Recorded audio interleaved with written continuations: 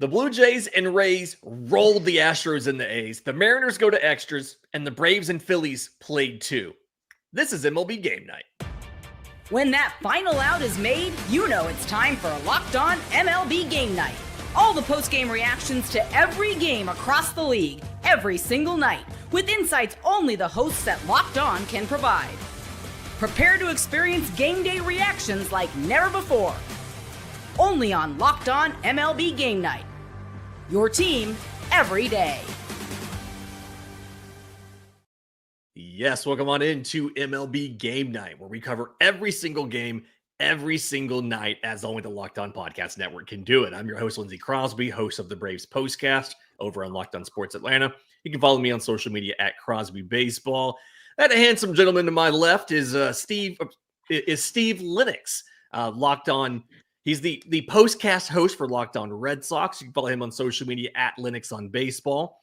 And Steve, not a lot of games to talk about today. There were 5 games in Major League Baseball today.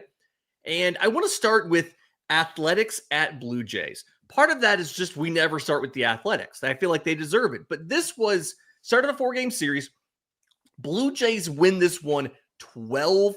And I want to talk about the game, but then I want to talk about where did we get this wrong? Because we talked about the A's maybe being a postseason team, a wild card challenging team a month ago. So this game here is just 12 runs on 18 hits by the Blue Jays.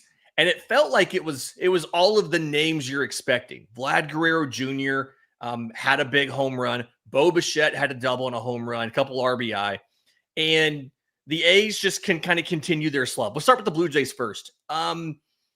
Jose Barrios, good start. I feel like this was what the Blue Jays needed because they've been kind of on the struggle bus this year, and the A's feel like this could be a get-right series for Toronto.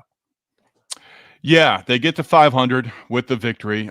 They've got back-to-back shutouts now against the Rangers and against the A's, a very young lineup. But they've given up just 1 run now in their last 3 victories. So I credit Barrios in this one because he got early run support. He didn't walk the ballpark. He didn't nibble. He went after the athletic hitters, and gets the job done.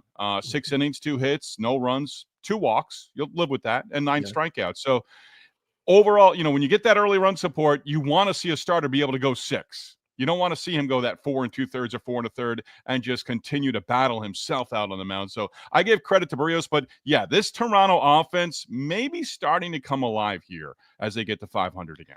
Yeah, and it feels like this is the one we would be talking about the contract year of Vlad Guerrero Jr. He signs the extension, obviously, but he's now at 8 home runs, 25 RBI.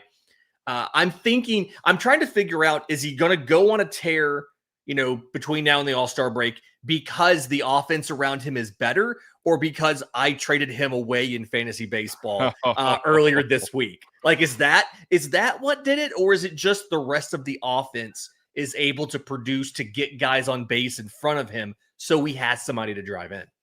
So you're talking to a guy who was banned for life from fantasy baseball many, many years ago. But we have a little time here. Yeah. What prompted you to trade away Vladdy Jr.? Honestly, it's a contract league. It's the last year I have control of him. My team has had some terrible luck. They're losing. And I said, let me capitalize on this asset and flip him and start a rebuild. So I got some assets for him, some long-term control of pieces. And it's a dynasty league with salary cap and contracts. It's a little bit of a different dynamic here. It's not just to keep him forever, right? We're not good this year. We're losing. I might as well get something out of him. A lot more professional teams should think of it that way, and they don't. I wonder which of these teams, if either, will be selling at the deadline. Look at the A's side of this, though. Jacob Lopez doesn't make it out of the second inning, right? 1 2/3 innings, 6 hits, 7 runs, doesn't strike anybody out. And the reliever that comes in for him, I think it was Anthony Maldonado, 4 hits, 4 earned runs. He gave up 2 more home runs. The A's, I know the offense wasn't good, right? 0 for 4 runners in scoring position. The offense wasn't great. But they are 3-18 in their last 21 games. We talked a month ago about, is there a chance they could contend for a wild card And I think and they're back in last place now. Were we wrong, or were the A's maybe out ahead of their skis a little bit? I think we were hopefully optimistic, understanding their situation. And Yeah. you can't take away from West Sacramento. And it's not only for 2025, but it's for several years to come here. Yep. And you're hearing all sorts of different things about what the ballpark is and all those different things. Before you and I went live here with MLB Game Night, we're talking about that ballpark in West Sacramento. Not only are they hosting the Athletics right now, they still got their AAA ball club. Imagine the errors. I mean, imagine the grounds crew taking care of that place every single day now through the end of September. And that 110 degrees in the summer. They're trying to keep grass growing. I mean, it's going to be hard as a rock. I mean, yeah, I fear as I'm talking about this right now, I fear for injuries just on I mean, major league infielders nowadays, they're immaculate. I don't know what this is going to, nobody knows what this is going to look like in 4 weeks, in 2 months, in the dead of the summer. There are going to be some real issues here. And unfortunately, because they have young talent, they've bought into bringing these guys up. Yeah. And they're going to have to take their lumps. Yeah. But and asking them to do an awful lot with this situation. And it's not just for this year. we're seeing some of those lumps now. Tyler Soderstrom's cooled off a little bit. Nick Kurtz Yeah. went on the IL with a hip issue. So we're starting to see a little bit of the attrition of some guys wearing down a little bit. And we've seen some of the news reports about they don't like it, right? Like the amenities are different. The ballpark environment, everything's different. So we'll see how this goes. And hopefully this is not something that can keep them from competing. Speaking of a team in a minor league ballpark, the Tampa Bay Rays got to go to a major league ballpark. They went to Houston to take on the Astros. First game in a 4-game series. The Rays won 13-3 in the opener. And we actually have something here from our guy Brett from Locked On Astros all about the victory. Well, the Astros fell behind, and so what do you know? They're the comeback kids of 2025. Hello, I'm H-Town Wheelhouse here with Locked On Astros. And, well, we would have loved to sit here and talk about how the Astros put 13 runs on the Rays, but that is not what happened. The Rays took a hold of the bullpen and body slammed them. A pummeling and a bludgeoning of the Houston Astros tonight, 13-3 at Dyken Park. It got ugly in the late innings, and there wasn't a relief pitcher, unless their name was Cesar Salazar, that didn't get roughed up. So they come back tomorrow with Framber Valdez, one of their aces, and they also have Hunter Brown in Game 4. Can the Astros win the next 3 games in a row? Can they win at least 2 of the next 3? We'll have to stay tuned. Make sure you check out Locked On Astros. Make sure you check out the Locked On Astros postcast as well, as I'm sure Michael Connor has his thoughts on the game. Y'all have a good one. Go Stros. Is it good when you have a reliever give up 5 runs and record 1 out, Steve? No, that is not. That's not a good night.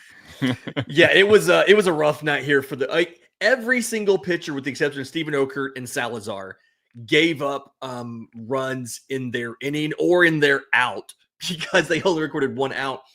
I don't know what's more surprising to me, that the Rays put up 5 in the 7th and 5 more in the 8th, that Junior Caminero went 3 for 5 and was a triple away from the cycle, or that the Rays stole 5 bases off of a pretty good catcher in Yanye Diaz.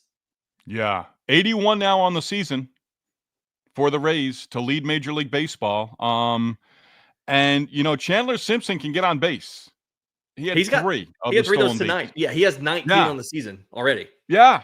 No, I looked at that number. I'm like, really? And his day by days, I counted it up. I mean, this guy's going. I mean, he just fits the Rays, right? If he can get on base consistently, or if they use him off the bench, he can defend.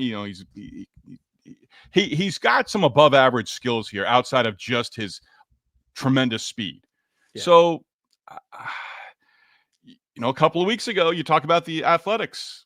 Oh, wow, might be a pleasant surprise. Well, they couldn't maintain it. And a couple of weeks ago, we're talking about the Rays. Well, they're looking up at everybody. Well, the only team they're looking up at in the AL East right now is the Yankees. Yeah, I mean, they've always been feisty. They've always been able to develop pitching. I feel like the issue's been getting the consistent offense. You look at the pitching today. Shane Baz was good enough. 5 2/3 innings, 3 runs, 7 hits, but 3 runs. He didn't walk anybody. That's an improvement for him. And then the bullpen allowed a grand total of 1 hit, no walks, 4 strikeouts over 3 1/3 innings. But offensively, they kept putting up extra base hits. I mean, what is this? They had, I think they had 5 doubles. Junior Caminero hit the home run, and they had 19 at bats with runners in scoring position in this game. It's a huge number. It's Yeah. huge. Like they only converted 7 of them, but they converted 7 of them. Had all those opportunities. Yep. Exactly. I mean, flip side for the Astros, they had 8 hits. Jeremy Pena had 2 at leadoff. I kind of like him at leadoff. I do think that they need to get some of their guys back healthy, right? Jose Altuve DHing. There's a better DH there if Jordan can come back from the hand issue. But right. Either way, it kind of feels like these teams are going in separate directions. I like the direction the Rays are going in. Not really loving the direction we've seen from the Astros. Yeah, and the Astros are, they're another volatile stock. In 2 weeks, we might be talking about them winning, rattling off 9 of 10. But it happened last year. Yeah, and again, I think one of our themes, Lindsay, has been that the AL Central is going to have the wild cards. Yep. But can the Astros maintain with them? I don't know that they can stay with the Seattle Mariners over 162. Looked it up. Logan Gilbert is now going out on a rehab assignment. So the Mariners are going to get another starting pitcher back, which is terrific for them. So the Astros, my mind tells me to put it in the front of my mind of they're going to compete. They're going to be competitive the entire year. Last year, they had I still compare them when I think of your Braves this year. They had a long way to go last year to get to 500. They got there and they kept going. The Braves have stumbled a little bit since they got to 500. But the Astros just you don't write them off. Your brain's not going to allow you to write them off in any way. Can't do it. That was the segue I was looking for. We're going to get to my Braves. 2 against Philly. They split this, but the cost was really high. We'll break that down next, right here on MLB Game Night. The MLB season's in full swing, and every night delivers highlight-worthy performances, major momentum shifts, and can't-miss moments. Whether it's a walk-off hit or an amazing defensive play, there's never been a better time to get in on the action because FanDuel makes it easy to stay in the game, both before first pitch and live. They have player props, performance trends, and same-game parlays, so fans have more ways than ever to play smart and win big. We just talked about the Atlanta Braves and the Phillies. Phillies are favored to win the National League East, minus 140. Mets are at plus 135. Braves are at plus 700. The Braves actually have better odds on FanDuel of getting the final wild card spot in baseball than they have of winning their own division. The Braves are down bad this year, and that's kind of some evidence for it. So if you're new to FanDuel, it's the perfect time to sign up. Head to FanDuel.com, place your first $5 bet. If it wins, you'll get $200 in bonus bets. Make every moment more with FanDuel. Okay, so 2 games between Braves and Phillies because they were rained out on Wednesday. Phillies were leading the series 1-0 after their win on Tuesday. Phillies won Game 1 5-4. Here's Connor Thomas of Locked On Phillies with his thoughts on the Game 1 victory and his interesting perspective on it. Hey, nobody said it was going to be easy, but the Phillies find a 5-4 victory in Game 1 of the doubleheader. I'm Connor Thomas, your host of Locked On Phillies. Got a little sketchy at the end. It felt like the Phils were kind of in control the whole way, and then, well, the bullpen was a little bit of a mess. Matt Strahm did not have his best outing. And Jordan Romano in the 9th inning made things way more interesting than they had to be, but gets the punch out of Eli White. A little bit of a makeup call maybe on that one. Maybe should have been out of it earlier on a check swing. Who cares how you get it done? All that matters is the Phillies have won another series. They've won another game. They're running so hot right now. I don't even know what to say about this team. Schwarber goes yard again. They do everything that they need to win ball games day in and day out. And Christopher Sanchez, even though he ran into a little bit of trouble in the 6th, had another strong start. The rotation is still good. Hey, they got a chance to take 2 and go for the sweep. with wheels on the mound tonight? We'll talk more on the next episode of Locked On Phillies. Famous last words there from Connor. We'll get to that in a minute there. We'll get to that in just a minute. Don't worry. We're gonna get to Zach Wheeler. You just wait there. Game one, back and forth, right? This was something. Philly went up 2-0. They went up 3-0. Atlanta scores 2. Philly tacks on a fourth one. Atlanta gets 2 more to tie it up at 4. Philly goes up in the 8th inning, 5-4. Atlanta gets the bases loaded in the 9th. And to Connor's point on the Eli White strikeout, pitch below the zone, a full ball below the zone, but brought up, called a strike, ends the game. Eli White was not very happy, as you can imagine. But the big story for Atlanta in this one, they had 3 different injuries today. Backup outfielder Stuart Fairchild dislocated his finger sliding into a base. I think that was the 2nd inning. He came out of the game, but it's probably going to go in the IL. But starter AJ Smith-Shawver, the 22-year-old, the young kid who's looked really good this year, took a comebacker off of the foot, the heel, and we all thought he was a little gimpy because of that. No, shaking out his elbow, squeezing his hand. The Braves put him on the IL after game 1 with what they called an elbow strain, and they went ahead and sent him back to Atlanta for testing. Now, everybody's expecting the worst. He was seen on camera telling the trainer that he felt a pop in his elbow. So Braves may have lost one of their starters for game 1. Just a tough situation, especially when it's a young kid like him who was finally getting established in the majors after going up and down a couple times in his first couple years of his career. Yeah, you don't like to hear pop. And like you said, flexing, pointing at his elbow, looking at his elbow, flexing the hand as well. And when that move is that quick, you do expect the worst. They sent him, they could have waited a few days. They could have sent him home to Atlanta for the testing. But they could have flown him back with the team after game 2. Like they sent him back that early. That kind of tells you they thought it was something serious. Hope for the best. But yeah, I mean, you're looking at him for 2026, right? At some point, July of next year. Yeah, or later. I mean, I'm honestly kind of, as a Braves fan, I'm kind of thinking 2027.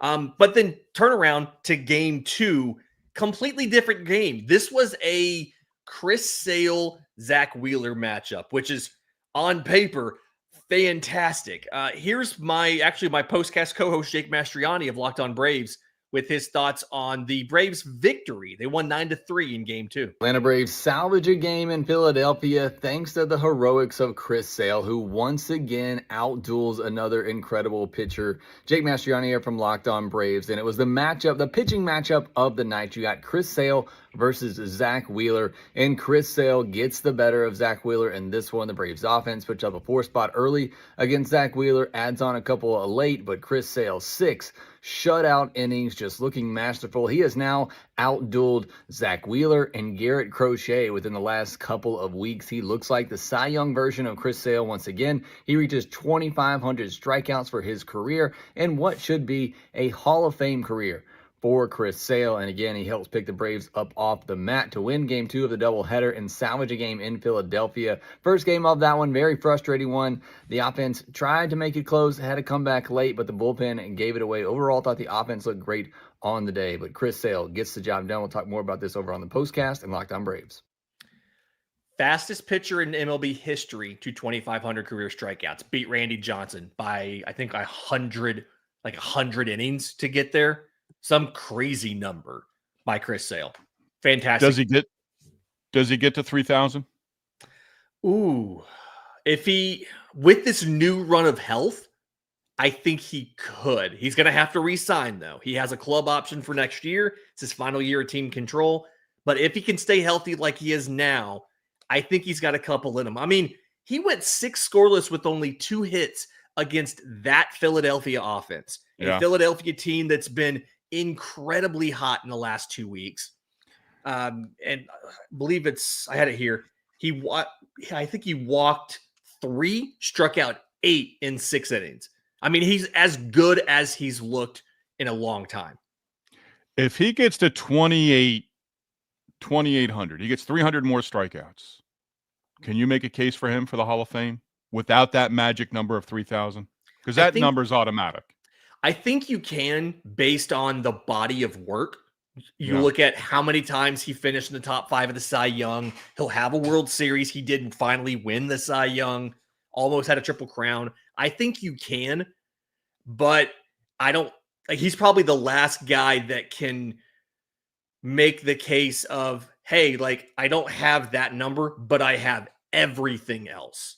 Yeah. And we're going to have to start, like, he's really the first guy. We're going to have to start kind of reassessing how many pitchers are going to get to that number in their careers, given how much these guys get pulled early, how much they get hurt and miss time.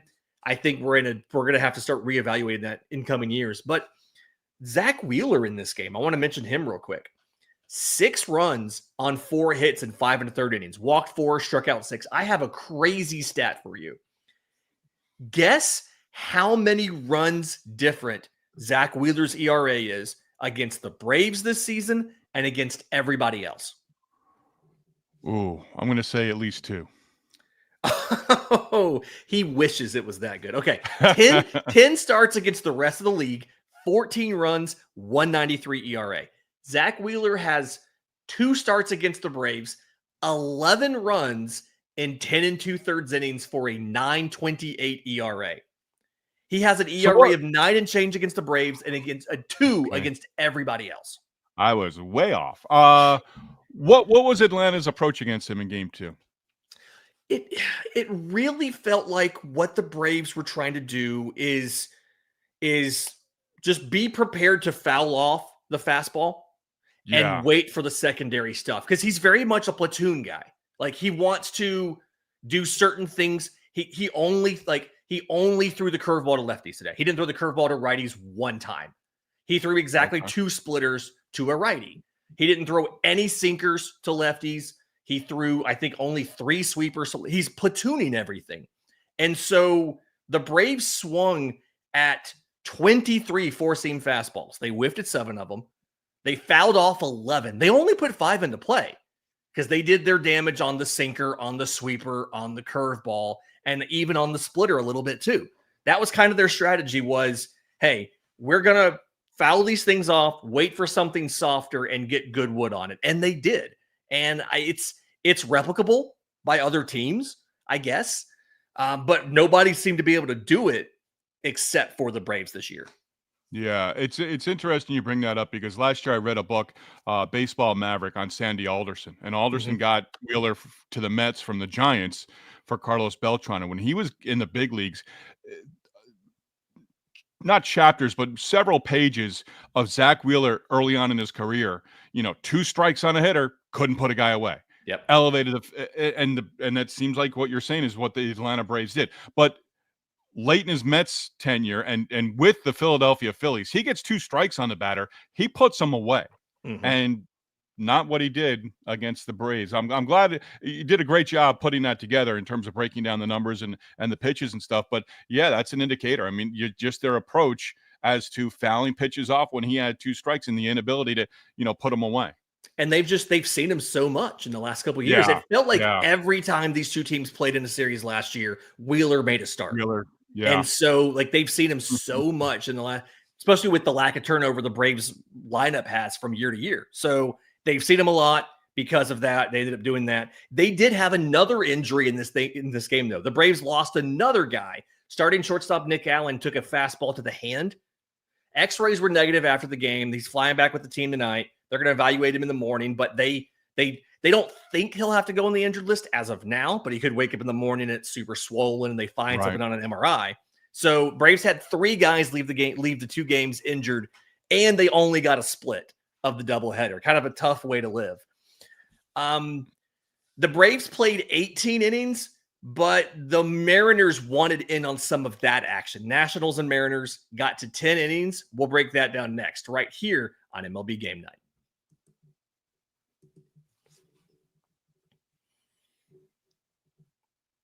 As I feel like happens to you and me every single time we do a show, the last game of the night went to extra innings, so we couldn't go live right afterwards. Mariners, give up 7 runs in the 10th inning to lose to the Nationals 9-3. Nats took 2 out of 3 in this one, and it put them 9-4 in their last 13 games. I don't know at this point what else we can continue to say about James Wood. He's got 40 plus RBI already, just 50 games into the season. He had a 2-run double in the top of the 6th. He just continues to be a menace. He's hitting the ball hard. He's playing good defense. He's fast. And it feels like we are maybe one incredibly hot half season away from calling him not only the best player on that team, but on the short list of best players in that division, maybe the National League, maybe MLB. They've got some bats. I mean, Hassel is up now. Dylan Cruz is going to hit in the big leagues. Yeah. There's, I don't doubt that at all. But James Wood, he's just got, there's. I'll mention his name here because he won't matter. He's not. Jeff Garber is his name. Think Brian Snitker with the Atlanta Braves for many years. Before he got to the big leagues, he was a minor league manager. Jeff Garber was with the Royals. He's been with the Nationals for years now. And I reached out to him last year. Tell me about James Wood because I'm familiar with his dad, Kenny Wood. And he's just like, great family. His dad I've met. Everything across the board with this young man is plus. Mm-hmm. The athlete, everything about him, the makeup, is just the makeup, everything. Just an unassuming young man, and just goes out there and plays baseball, and he's produced. And they've made adjustments against him. That 2-run double that you alluded to, Lindsay, that was beautiful. Went with the pitch to left field and hit it. I don't know if they call it a barrel or not, but going to left field with authority down the line. Wasn't a left center field. It was down the line, and he just stayed in on the. It was. They showed it so many times. I wanted to see it again and again and again. Just how he stayed on that baseball with that 2-run double.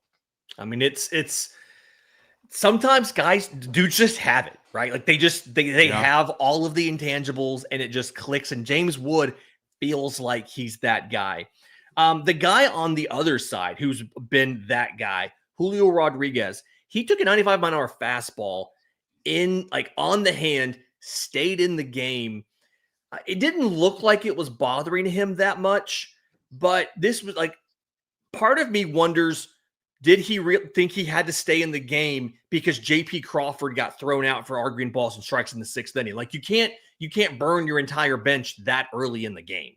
Right. Stole a base, and then in the top of the 9th inning, the first ball was a fly ball where he was challenged on it. So I don't know. Maybe it's not. We just talked about Nick Allen with the Braves. Yeah. He was able to stay in the game and go. And I want more out of Julio Rodriguez. I really do. I want to see them in the postseason. I'd love to see them in the World Series for the first time in franchise history. If they are this year, he's going to be a big part of it. He's got Cal Raleigh right behind him. Those guys, it's a very good lineup. But yeah, the broadcasters, as I was watching that live, it's like, who's going to pinch run for him? He's coming out of the game. No, he stayed in the game. He was able to talk to the trainer, talk to Dan Wilson and say, hey, I'm staying in the game here. And that's rare these days. That's very rare because most of the time it's just like, nope, let's go. You're out. The runner's already at first base with the helmet on and ready to go. So I give him all the credit in the world. Hopefully he wakes up tomorrow. He's okay. Yeah. A guy who we need to be okay the rest of the season because he's kind of put it all together, it feels like. Mackenzie Gore, 6 scoreless innings, 4 hits, no walks, 8 strikeouts, picked up 18 whiffs, and now leads the majors with 101 strikeouts. Just, this is something, he outdueled Emerson Hancock, but it felt like no matter who you put against him on the other side, he was going to outduel them. I made the joke about James Wood being in the top whatever players in the National League. How close are we to saying Mackenzie Gore is top 5 lefty in the National League? Yeah, and I was going to say, and I didn't say it when we were talking about James Wood a few moments ago, but the Nationals are going to have to pay these guys at some point. Yes. I would be in on just about every single one of them that's coming up and saying, hey, are you open to a long-term deal? We buy out your arbitration years. Maybe we get you to your 28, 29, maybe 30 years old. But Gore and Wood, Mike Rizzo, send the texts, send the emails, send the phone calls, put your feelers out there and see what you can do. I love the fact that Mackenzie Gore is having great success. Now, I want to see him go 7. Does he need to be the strikeout pitcher? Could he benefit? Could the Nationals benefit from him pitching more to contact? He only gave up 4 hits. He still made it 6 innings. Didn't walk anyone either. Didn't walk anybody. I feel like it's not something. It's not a situation where he's getting a bunch of strikeouts, but he's also a little wild around the zone. He's giving up plenty of hard contact, and he's barely making it 5 innings. I mean, he went 6. I want to say the pitch count. I looked at it earlier. The pitch count, 95 pitches. You theoretically could have run him back out in the 7th and gone batter by batter. Maybe he gets one of those easy 6-pitch innings. Yeah. I think with him, the way that he's struggled early in his career, don't change anything. Just be like, hey, keep doing exactly what you're doing. If he struggles, then you say, hey, let's work on maybe introducing the sinker a bit more, pitching more to contact. But right now, you can't change a thing with Mackenzie Gore. And one more about him that I loved. He had the bases loaded in that 6th inning, struck out Randy Arozarena, and had kind of that little nastiness to him where he said, this is my guy. That guy's going to be stuck at 3rd. I'm getting myself out of this. And he came off the mound just understanding the belief that he has in his own talent, that he was going to be able to get out of that situation. Steve, we call that he's got that dog in him. He had that dog in him there in that inning. All right, this has been MLB Game Night for Friday, for Thursday, May 29th. We're back tomorrow. Because reminder, this show, every single game, every single night, as only the Locked On Podcast Network can do it. For Steve Lennox, I'm Lindsey Crosby. This has been MLB Game Night.